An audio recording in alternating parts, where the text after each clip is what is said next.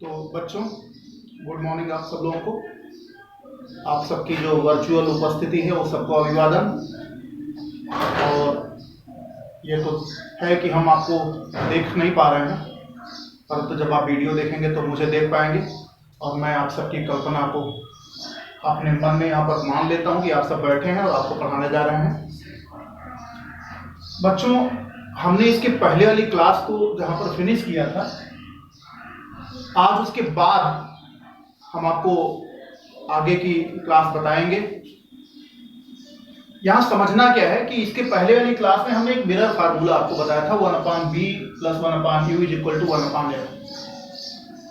अब बच्चों, इसमें अगली टॉपिक जो बनती है वो आती है लीनियर मैग्निफिकेशन, यानी रेखीय आवर्धन।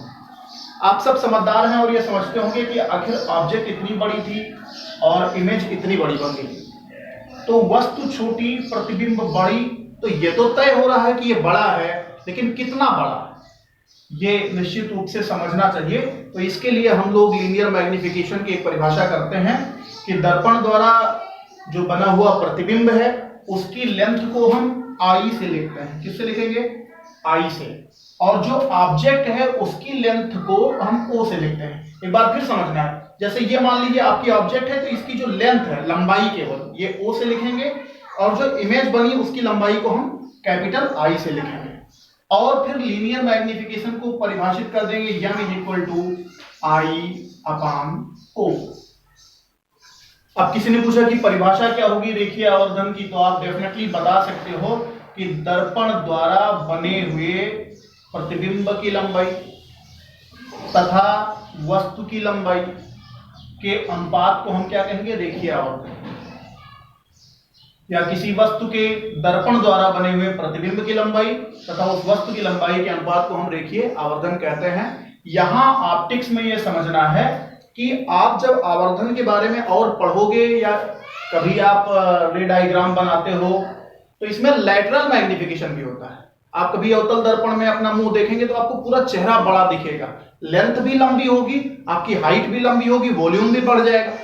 परंतु इस समय हम ऑप्टिक्स में केवल लेंथ कितनी बढ़ रही है इसके बारे में स्टडी करते हैं, इसलिए इसको लीनियर मैग्निफिकेशन कहते हैं। आपको और डिटेल स्टडी की जरूरत होगी तो आप लैटरल मैग्निफिकेशन भी पढ़ सकते हैं कि उसकी चौड़ाई कितनी बढ़ गई, और ये सारी चीजें भी पढ़नी चाहिए अतिरिक्त अध्ययन के लिए, परंतु अपने सिलेबस में यहां इतना है।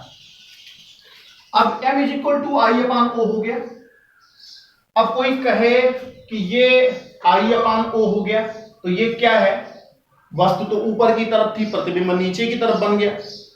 हमने कहा ये बात आपकी बिल्कुल ठीक है। तो यहां एक शब्द आगे लिख देंगे, आंकिक।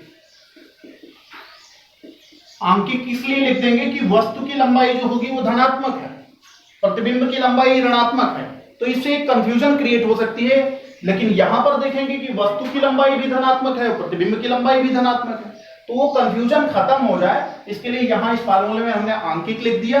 परंतु आपके अध्ययन के लिए, आपकी जानकारी के लिए मैं इतना जरूर बताना चाहूंगा कि जब भी आप न्यूमेरिकल हल करेंगे तो आप उस समय वो परिस्थिति देखेंगे कि किस सिचुएशन में वस्तु रखी है, उसका प्रतिबिंब कहां बन रहा होगा, किस सिचुएशन में अवतल दर्पण से प्रतिबिंब बन रहा है, किस सिचुएशन में उत्तल दर्पण से प्रतिबिंब बन रहा है। ये सारी सिचुएशन आपको डेफिनेटली समझनी चाहिए। एक और बात, इसको थोड़ा सा आगे हल करते हैं। इसमें एक फार्मूला और बनता है, m = I/O हमने लिखा है। अब हम ये देखें कि एक इक्विलैटरल ट्राइंगल बन रहा है, ये तो ये, यदि ये वाला कोण लेंगे तो ये वाला कोण ले लेंगे, तो डेफिनेटली ये वाला और ये वाला बराबर होगा। अब यदि इन दोनों इक्विलैटरल ट्राइंगल में देखेंगे तो आप जानते हैं कि समरूप त्रिभुज की भुजाओं में अनुपात होता है, जिसके कारण इतना बटा इतना, तो ये डेफिनेटली तय है कि फिर इतना बटा इतना भी होना चाहिए। और इसको जब हम लोग हल करते हैं तो ये फाइनली हम लोगों को निकल करके आता है m = I/O और =B/U भी आता है। I/O = B/U, ये हम लोग अपने फार्मूले में हल करेंगे और इस पर न्यूमेरिकल लगते हैं। यहां समझना ये भी है कि V/U को क्या f के रूप में भी लिख सकते हैं? तो एक बात ये समझना चाहिए कि इस फार्मूले को आप फोकल लेंथ के रूप में भी लिख सकते हो। कैसे? जैसे मान लीजिए यहाँ 1/u लिखा है, तो 1/u बराबर क्या हो जाएगा? 1/f minus 1/b। हल करेंगे तो 1/u के स्थान पर यदि यहां पर रखेंगे तो ये फार्मूला आपको फोकल लेंथ के रूप में भी मिल सकता है, इसलिए इसको आप अतिरिक्त समझेंगे। इस तरीके से ये लीनियर मैग्निफिकेशन का भी ये आपका जो अध्ययन है ये फिनिश हुआ। अब इसमें एक बात कोई पूछ सकता है कि यार रेखीय आवर्धन का मात्रक क्या होता है? तो आप सब जानते हैं कि प्रतिबिंब की लंबाई और फिर वस्तु की लंबाई, ये दोनों लंबाइयां ही हैं। तो लंबाई का मात्रक लंबाई के मात्रक से क्या होगा? कैंसिल हो जाएगा, और ऐसे कैंसिलेशन पर फिर क्या हो जाएगा कि इसका कोई मात्रक नहीं है। परंतु अध्ययन की सुविधा के लिए हम लोग कई बार इसको x से डिनोट कर देते हैं। x मतलब गुना। जैसे हमने किसी को लिख दिया कि इस अवतल दर्पण से इस सिचुएशन में रखी वस्तु के का जो लीनियर मैग्निफिकेशन है वो 2x है, इसका मतलब यह हुआ कि वस्तु से दुगनी लंबाई का प्रतिबिंब बनाएगा। एक और बात, हमने उत्तल दर्पण से किसी भी सिचुएशन में प्रतिबिंब का बनना नहीं सीखा था, उसको भी थोड़ा सीख लेते थे। वहां भी ये आवर्धन का विषय रहेगा। यदि ये उत्तल दर्पण होता तो प्रतिबिंब कैसे बनता? आप ये देखेंगे कि ये एक कॉन्वेक्स मिरर है आपका, और आप जानते हैं कि कॉन्वेक्स मिरर से रिफ्लेक्शन के बाद वस्तु से जो परावर्तन के बाद जो किरण होगी वो कहां से होकर के जाएगी? तो हमने कहा ये फोकस से आती हुई प्रतीत होगी, मतलब ये इसका फोकस होगा। और दूसरी प्रकाश किरण कहां से होकर के जाएगी?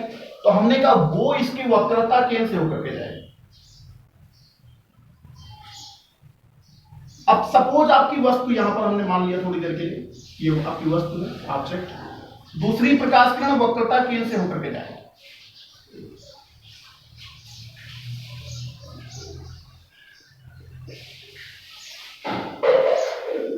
आपको पहले भी बताया गया कि वक्रता केंद्र की ओर जाने वाली या वक्रता केंद्र से होकर जाने वाली प्रकाश किरण अपने पथ पर वापस लौट आती है। तो सर आप देखेंगे कि इधर ये प्रकाश किरण को बढ़ाए तो ऐसे चली गई, ये किधर चली गई? इधर चली गई। तो इस तरफ प्रकाश किरण का जो मिलना है वो संभव नहीं है। तो जब इधर नहीं संभव है तो क्या करेंगे? तो हमने डाट डाट डाट पीछे बढ़ाया, तो यहां पर एक प्रतिबिंब बन रहा है। इस प्रतिबिंब की सिचुएशन कैसी होगी? तो हमने कहा कि प्रतिबिंब कब बना? जब हम किरणों को पीछे बढ़ाए, और किरणों को पीछे बढ़ाने से जब कोई प्रतिबिंब बनता है तो उसको हम इमेजिनरी कहते हैं, यह काल्पनिक प्रतिबिंब हो गया। कैसे बन रहा था? वस्तु बड़ी थी, ये छोटा बना। और कैसे बन रहा था? सबसे पहले तो ये इमेजिनरी हो गया, फिर ये छोटा बन रहा है, फिर जैसे वस्तु रखी थी वैसे रखा हुआ तो सीधा हो गया, और जिधर वस्तु रखी है उसके विपरीत दिशा में रखा, यानी दर्पण के पीछे बना। तो ये 4 केस हैं। और आपको महत्वपूर्ण बात ये बताएंगे कि उत्तल दर्पण से केवल 2 ही स्थितियों में प्रतिबिंब बनता है। या तो फोकस पर बन जाएगा जब ऑब्जेक्ट इनफाइनाइट पर हो, और उसके बाद ऑब्जेक्ट बियॉन्ड दर्पण के सम्मुख कहीं भी रखा होगा, मतलब यहां पोल से इधर कहीं भी रखा होगा, अनंत छोड़ करके। तो प्रत्येक स्थिति में जो प्रतिबिंब बनेगा वो P और F के बीच में ही बनेगा। ये आपको समझना है, रट्टे में रहना चाहिए। अभी आपने देखा था कि जब आप अवतल दर्पण से प्रतिबिंब बना रहे थे तो 6 केसेज आए थे निकल करके, लेकिन यहां प्रतिबिंब केवल 2 सिचुएशन में बनेगा, या तो P और F के बीच में ही बनेगा, और या तो F पर बनेगा, और प्रत्येक स्थिति में सीधा ही बनेगा, उल्टा नहीं बनना। और दूसरी बात, वस्तु से छोटा ही बनना है, बड़ा नहीं बनना है। तो ये बात बिल्कुल समझनी चाहिए। और इसका फिर अब हम लोग उपयोग के बारे में पढ़ेंगे, क्योंकि हम जब तक इससे प्रतिबिंब का बनना नहीं पढ़ लेते तब तक दर्पण के उपयोग भी हम लोग नहीं पढ़ सकते थे, उसको जान भी नहीं पाते हम लोग। तो अब अगली चीज यूजेज के बारे में बात करते हैं।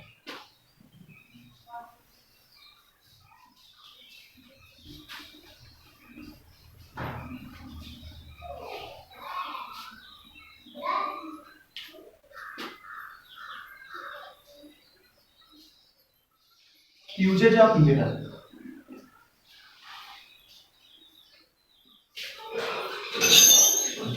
हिंदी भी चाहे तो लिख लें दर्पण के उपयोग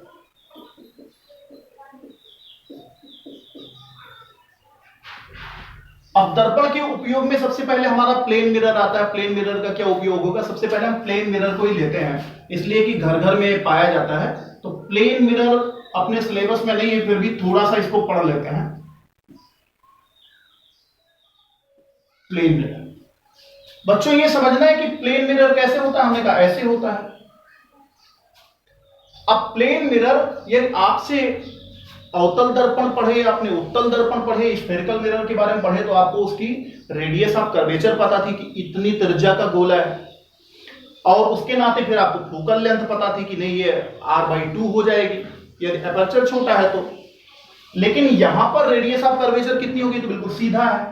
तो हमने कहा यही समझना है कि जैसे हम सब लोग पृथ्वी पर रहते हैं और सब जानते हैं पृथ्वी कैसी है, तो प्रत्येक आदमी ये बताता है कि पृथ्वी गोल है, परंतु हम सबको जो अनुभव में आता है वो पृथ्वी चपटी है। ऐसा क्यों हुआ? ऐसा इसलिए हुआ कि पृथ्वी की रेडियस ऑफ कर्वेचर इतनी ज्यादा है कि पृथ्वी सदैव हम लोगों को चपटी दिखाई देती है।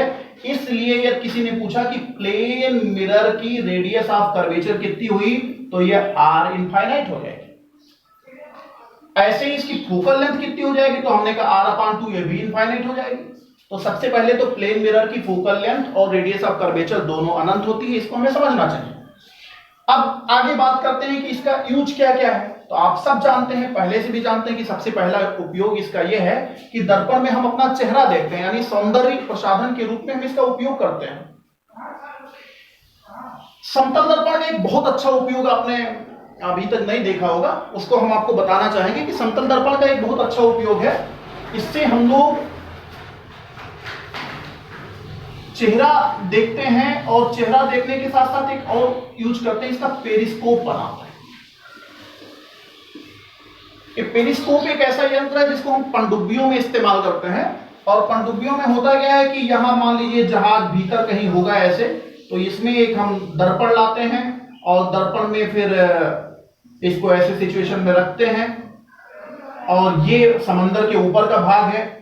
मान लीजिए यहाँ कोई और शत्रु है तो इधर से आएगा, लाइट रे आएगी, यहाँ पर 45 डिग्री पर झुका रहता है एक मिरर, फिर ये ऐसे रहता है, और यहाँ पर प्रकाश किरण आएगी, फिर ये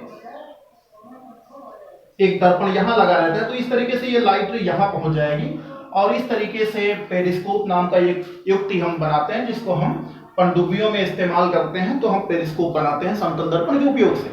एक और चीज बनाते हैं, क्लाइडोस्कोप बनाते हैं, उसमें कई फोटोग्राफ्स आती है किसी चीज की, तो हम क्लाइडोस्कोप भी बनाते हैं। रंगीन किसी भी वस्तु के रंगीन और सुंदर सुंदर उसमें चित्र बन करके आते हैं, तो एक क्लाइडोस्कोप बनता है। तो एक बार फिर याद रखेंगे कि समतल दर्पण के क्या क्या यूजेज हुए। तो सौंदर्य प्रसाधन में तो हुआ ही, फिर पेरिस्कोप बनाएंगे, क्लाइडोस्कोप बनाएंगे। कई बार ऐसे छोटे छोटे सवाल पूछ लिए जाते हैं कि ऐसे दो समतल दर्पण हैं, किसी एंगल पर झुके हैं, तो इनके बीच में कितने इमेज बनेंगे। आप लोग जैसे नाई के दुकान पर जाते हैं तो आपको अपना चेहरा कई बार दिखता है, तो ये सिचुएशन है, दो दर्पण के बीच में थीटा एंगल है, तो ये जो प्रतिबिंब की संख्या बनेगी वो 360/θ-1, ये इसकी संख्या निकल करके आती है। इसको भी हम लोगों को ध्यान में रखना चाहिए। एक और सवाल कई बार पूछा जा सकता है कि मान लीजिए दो दीवारें ऐसे हैं, और इस पूरी दीवार को हम यहाँ पर किसी समतल दर्पण में कोई समतल दर्पण लगा हो देखना चाहें, तो उसके लिए ये दीवार यदि है, मान लीजिए इसकी हाइट x है, तो यहाँ x/3 का दर्पण ठीक बीच में लगाना पड़ेगा, तब जाकर के हमको पूरा इमेज इस पूरी दीवार का इस दर्पण में दिखाई पड़ेगी। ये हमें ध्यान में रखना चाहिए। तो ये छोटे छोटे से सवाल थे, इसको हम लोग पढ़ेंगे। समतल दर्पण पर और भी सवाल आते हैं। मान लीजिए दर्पण ऐसे ऐसे है, वस्तु कोई यहाँ पर है, तो इसका प्रतिबिंब भी इतनी दूरी पर बनेगा। यदि ये x दूरी पर है तो ये भी x दूरी पर होगा। अब मान लीजिए यहाँ पर कोई वस्तु x/2 इधर डिस्प्लेस कर जाए, तो प्रतिबिंब भी x/2 डिस्प्लेस हो जाएगा, लेकिन वस्तु और प्रतिबिंब के बीच की जो दूरी घटेगी वो x से घट जाएगी, क्योंकि आधा x इधर और आधा x इधर। तो ये सब चिंतन के सवाल हैं, आप करके घर पे देखेंगे तो निश्चित रूप से आपको अच्छा लगेगा। और ये प्लेन मिरर के कुछ यूजेज थे, कुछ इससे संबंधित और भी महत्वपूर्ण जानकारी थी। अब हम थोड़ा आगे बात करते हैं। तो इसमें ये समझना है कि आगे हम क्या देखेंगे कि अगला जो बिंदु है वो यूजेज ऑफ मिरर में हम लोग कॉन्केव मिरर, कॉन्केव मिरर का क्या यूज है। तो कॉन्केव मिरर में जो जिस केस के बारे में हमने कल स्टडी करी थी कि आपका वो प्रतिबिंब बड़ा भी बनता है और आभासी भी बनता है और सीधा भी बनता है, ये 3 सिचुएशन हमने देखी थी और उन्हीं 3 सिचुएशन के बारे में हम लोग एक बार फिर मेंशन करते हैं, फिर उसके यूज को पढ़ेंगे। तो कॉन्केव मिरर से आपने देखा कि जब आपने बनाया था तो दर्पण से प्रतिबिंब काफी बड़ा बना था और सीधा बना था। हम इसी केस का उपयोग करते हैं जनरली कि दर्पण से किसी भी वस्तु का, सपोज मैं हूं या आप हैं, तो आप अपना चेहरा बड़ा देखना चाहेंगे या कोई ऑब्जेक्ट भी मान लीजिए आपके पास छोटा है तो आप उसको बड़ा देखना चाहेंगे और उसको बड़ा देखने के लिए करेंगे क्या, कॉन्केव मिरर का उपयोग करेंगे, अवतल दर्पण का उपयोग करेंगे और ऐसी परिस्थिति में वस्तु का प्रतिबिंब बड़ा बनेगा। तो फिर कहां उपयोग करेंगे, तो हमने कहा सौंदर्य प्रसाधन में सबसे अच्छा उपयोग हो सकता है, आदमी ब्यूटी पार्लर जाता है या और भी जहां पर उसको अपना चेहरा ठीक करना होता है, ब्लीच, मसाज ऐसे सेंटर्स पे, तो वहां पर आपके चेहरे को काफी बड़ा करके उस पर पिंपल, रिंकल्स, ऐसे हेयर्स, ये सब रिमूव करने के लिए हम कॉन्केव मिरर का या अवतल दर्पण का बहुत अच्छा उपयोग कर सकते हैं। और भी छोटी वस्तुओं को देखने के लिए हम जैसे घड़ी साज के दुकान पर उसके स्क्रूज बहुत छोटे होते हैं तो हम कॉन्केव मिरर का उपयोग करके उनको थोड़ा बड़ा देख सकते हैं, तो हम ये दूसरा इसका उपयोग कॉन्केव मिरर का कर सकते हैं। कॉन्केव मिरर का उपयोग सबसे पहले आप लोगों ने देखा होगा, आज से करीब 10 साल पहले ऐसी गाड़ियां आती थी जिनका जो हेडलाइट होती थी वो बिल्कुल ऐसे कटोरा टाइप का होता था, उसमें कॉन्केव मिरर लगते थे और वो सारी यूज में आता था, यानी जो व्हीकल्स हैं उनकी हेडलाइट में हम कॉन्केव मिरर का उपयोग करते थे। और वो आप लोग करीब अभी भी गाड़ियां होती हैं उन पर आप देखेंगे कि उन पर बल्ब लगा रहता है, बल्ब पर आगे की तरफ काली पुती रहती है, यानी सारी की सारी प्रकाश किरणें बैक साइड में सबसे पहले जाती हैं और बैक साइड में जाने के बाद यहां से एक पैरेलल बीम बनती है जिससे आपको दूर तक सड़कें दिखाई दें। ये उपयोग किया जाता है कॉन्केव मिरर का, ये उपयोग हो सकता है। इसके साथ साथ कॉन्केव मिरर अन्य भी तमाम चीजों के लिए उपयोगी है। आप इससे लाइट को किसी एक जगह पे कंसंट्रेट कर सकते हैं, उससे हीट प्रोडक्शन कर सकते हैं, ये भी कॉन्केव मिरर का एक बहुत अच्छा उपयोग है। आप कुल मिलाकर के एनर्जी एक नया, मतलब जिसको कह सकते हैं कि वैकल्पिक ऊर्जा का एक स्रोत बना सकते हैं कॉन्केव मिरर का उपयोग करके। मुझे लगता है कि जो सोलर कुकर होते हैं शायद उसमें कॉन्केव मिरर लगाया जाता है, जिन लोगों ने देखा होगा तो उन्हें देखेंगे, नहीं तो आप गूगल पर भी देख सकते हैं कि सोलर कुकर्स होते हैं उसमें भी कॉन्केव मिरर का ऐसे उपयोग किया जाता है। उसके फोकस पर कुकर को रखा जाता है जिसके माध्यम से वहां पर सारी लाइट रे आकर के कंसंट्रेट होती है और वो कुकर गर्म हो जाता है। कॉन्केव मिरर के बाद इसका अगला यूज जो होता है वो कॉन्वेक्स मिरर का होता है और कॉन्वेक्स मिरर में हम लोग क्या क्या उपयोग करते हैं ये समझना है बच्चों। कॉन्वेक्स मिरर भी बहुत महत्वपूर्ण है। आजकल जितनी गाड़ियां आप देखते हैं उसमें एक साइड मिरर लगाया जाता है, और साइड मिरर क्यों लगाया जाता है जरा समझें आप। सपोज कोई ट्रक आ रहा है और उतना बड़ा ट्रक यदि आप अपने गाड़ी के साइड मिरर में देखोगे तो आपको एक अजीब सा लगेगा, इसलिए उसमें वो सारे के सारे वस्तुओं के छोटे प्रतिबिंब बनाता है। इसलिए वस्तु चाहे जितनी बड़ी होगी सड़क पर, उसके छोटे प्रतिबिंब, या एक से ज्यादा वाहन आ रहे हैं तो उनके छोटे छोटे प्रतिबिंब साइड मिरर में दिखेंगे और साइड मिरर में दिखने के कारण आप देख सकते हो, आप उससे सतर्कता प्राप्त कर सकते हो। तो कॉन्वेक्स मिरर का सबसे अच्छा उपयोग कि साइड मिरर में हम इसका उपयोग करते हैं। अगली चीज इसमें क्या होगी कि कॉन्वेक्स मिरर का सबसे बढ़िया उपयोग, आप इसके जरा एक बार हम लोग इसका अध्ययन करते हैं, फिर इसका फोकस बनाते हैं। सपोज ऐसे लाइट रे है, यहां पर आई तो क्या करेगी ये लाइट रे को डाइवर्ज करेगी। तो ये जो डाइवर्जन है कॉन्वेक्स मिरर का, आप सोचिए कि इस पर जितनी भी लाइट रे ऐसे आएगी सब डाइवर्ज हो जाएगी। तो पहले जो सड़कों पर स्ट्रीट लैंप्स लगाए जाते थे उनमें बल्ब के ठीक पीछे कॉन्वेक्स मिरर लगाए जाते थे और उन कॉन्वेक्स मिरर के कारण लाइट रे ऐसे एक्सपेंड कर जाती थी, फैल जाती थी, डाइवर्ज हो जाती थी, और जिसके नाते एक जगह बल्ब लगने पर सड़क पर काफी दूर तक प्रकाश रहता था। तो ये कॉन्वेक्स मिरर का एक बहुत अच्छा उपयोग उस समय हम लोग करते थे। अब तो परिस्थितियां बदली हैं, हम लोग एलईडी का प्रयोग कर रहे हैं, परंतु ये पहले कॉन्वेक्स मिरर के लिए अच्छा उपयोग था। तो साइड मिरर में हम इसका उपयोग कर सकते हैं, और दूसरा मैंने ये बताया, ये कॉन्वेक्स मिरर के एक अच्छे उपयोग में सम्मिलित है। बच्चों एक अगला दर्पण हम लोगों ने बीच में पढ़ लिया था और वो आपका क्या था, जिसको हमने पैराबोलिक मिरर कहा था। तो पैराबोलिक मिरर भी बहुत उपयोगी है। और आप सब लोग ध्यान देंगे कि वर्तमान में जितनी भी गाड़ियां आ रही हैं, जनरली आप लोग कार की हेडलाइट को कई बार देखें या अच्छे महंगे कारों की, उनमें आप देखते हैं कि हेडलाइट बिल्कुल ऐसे शेप में होती है।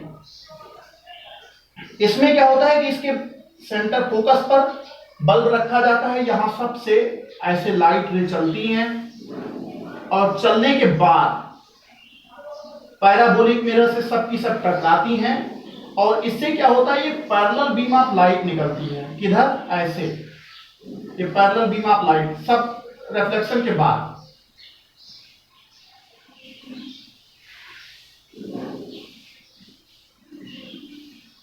तो रिफ्लेक्शन के बाद ये जो पैरेलल बीम ऑफ लाइट इस तरफ को जा रही है, ये पैराबोलिक मिरर का बहुत अच्छा उपयोग है।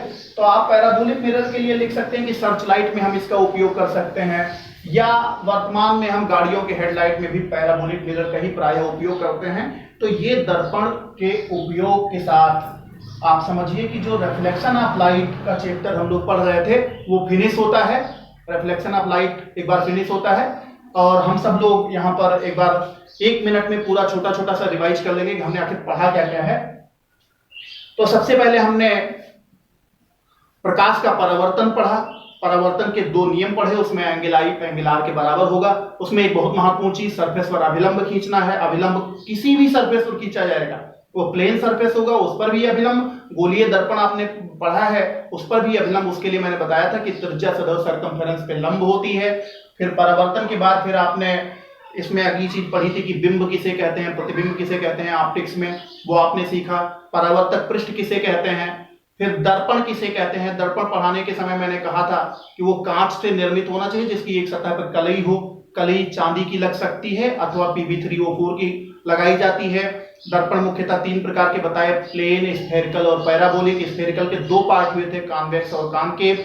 कॉन्वेक्स और कॉनकेव का बनना हमने बताया था आपको कि कलई किधर करेंगे, बाकी तो वो ट्रांसपेरेंट गोले के पार्ट ही होते हैं दोनों। कलई जिधर करेंगे उससे पता लगता है कि कौन सा कॉन्वेक्स बनेगा कौन कॉनकेव बनेगा। फिर हमने दर्पण से संबंधित परिभाषाएं पढ़ाई थी, और वो कैसे दर्पण, गोलीय दर्पण से संबंधित परिभाषाएं पढ़ाई थी। उसमें वक्रता केंद्र पढ़ाया हमने, वक्रता त्रिज्या पढ़ाई आपको। फिर सबसे महत्वपूर्ण चीज उसमें हमने पोल पढ़ाया था आपको, प्रिंसिपल एक्सिस पढ़ाई थी। दर्पण की समस्त दूरियां ध्रुव से मापी जाती हैं। हमने साइन कन्वेंशन फिर आपको बताया कि ध्रुव को यदि हम मूल बिंदु पर ले लें कोऑर्डिनेट एक्सिस के, तो आप उधर से जब राइट साइड में जाएंगे तो पॉजिटिव होगा, लेफ्ट जाओगे तो नेगेटिव होगा, अब जाओगे तो पॉजिटिव होगा, बिलो जाओगे तो नेगेटिव होगा। ये साइन कन्वेंशन हमने पढ़ा।